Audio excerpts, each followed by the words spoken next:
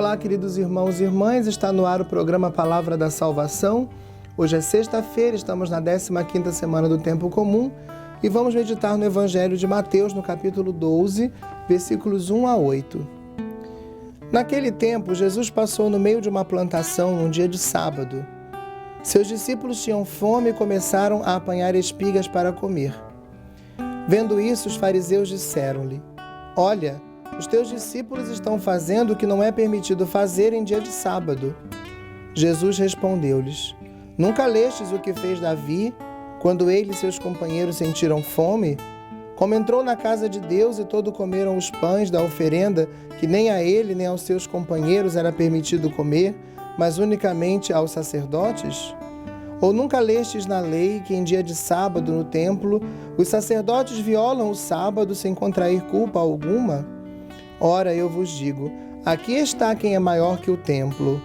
Se tivesses compreendido o que significa quero a misericórdia e não o sacrifício, não terias condenado os inocentes. De fato, o Filho do Homem é Senhor do sábado. Esse trecho do Evangelho que acabamos de ouvir, queridos irmãos e irmãs, nos coloca Jesus diante dos fariseus com uma questão acerca do sábado, como vamos encontrar outras vezes quando Jesus, por exemplo, realiza curas em dias de sábado. E hoje a questão é porque os discípulos de Jesus estão passando por uma plantação, sentem fome e começam a apanhar as espigas para comer. Esse evangelho nos coloca diante de duas coisas. A primeira delas é a hipocrisia dos fariseus. Os fariseus tinham um desejo aparentemente bom de fazer com que os homens obedecessem fielmente à lei de Deus, mas tornaram-se legalistas. Ficaram apenas na aparência da observância das normas.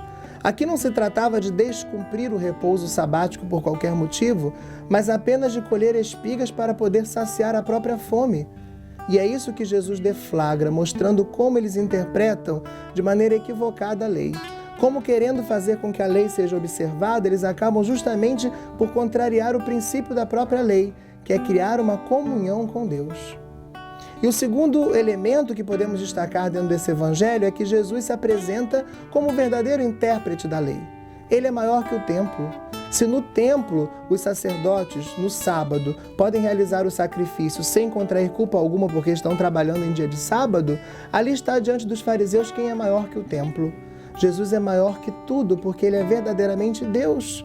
É ele quem dá sentido à lei e ao templo, e é ele quem dá sentido ao sábado.